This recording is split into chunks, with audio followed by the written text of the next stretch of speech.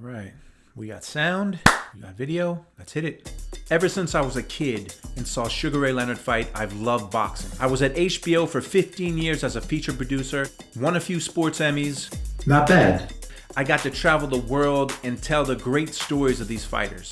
Maybe something of a rooting interest in Alexander among the entire HBO Sports crew here, because Alexander's manager is former HBO Sports producer George Jakovic.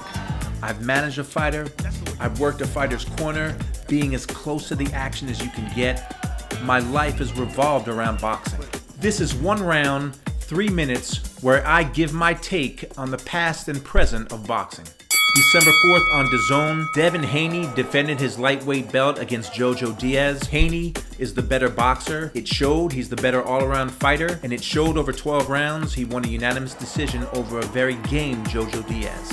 And speaking about that December 4th DAZN card, the co-main event was undisputed welterweight champion Jessica McCaskill. I love seeing her fight. She completely took apart challenger Candy Wyatt, and the fight was stopped in the 7th round. She's a pressure fighter, she's got great power, she's got underrated boxing skills, she seems to be improving in every fight, and she's improved phenomenally since she lost a very close decision to Katie Taylor a few years ago. I'm looking forward to seeing more from McCaskill in 2022. Sunday, a rare Sunday fight, December 5th on pay-per-view, Gervonta Tank Davis took on Mexico's Cruz. It was a very entertaining fight. Davis won a close 12-round decision. I thought he clearly deserved the decision. This is one of the beauties of boxing.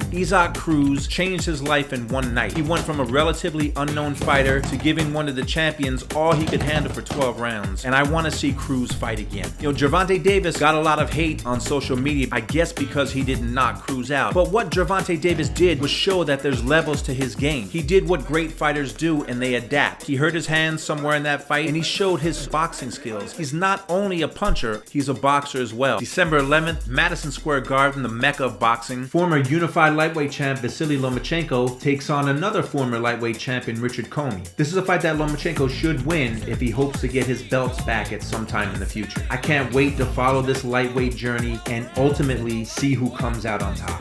The latest class to enter the International Boxing Hall of Fame was just announced. Chuck Hull is a very underrated ring announcer. He announced all the big fights in the 80s, didn't make it about himself. Hearing his voice, you knew it was a big fight, and it's well deserved for him to be in the Hall of Fame. And 3 fighters who I got to spend time with when I was at HBO Sports. Roy Jones, former middleweight, super middleweight, light heavyweight, and heavyweight champ. When Roy Jones was in his prime, to me, he was Superman. He was a guy that could not be beat. Miguel Cotto, one of the greatest fighters to come out of Puerto Rico, multi-division champion, a class act in and out of the ring. And James Toney, another multi-divisional champion, one of the greatest pure fighters to ever get in the ring. I got to interview all 3 guys and spend time with them, and they're 3 men who deserve to be in the Hall of Fame. 3 years ago this week, HBO stopped doing boxing. HBO Sports had a 45-year run. They were truly the heart and soul of boxing. It was my honor and privilege to work for HBO for 15 of those 45 years. I worked with the best people in the business. I made lifelong friends. It was a dream job for me, and it was truly a family.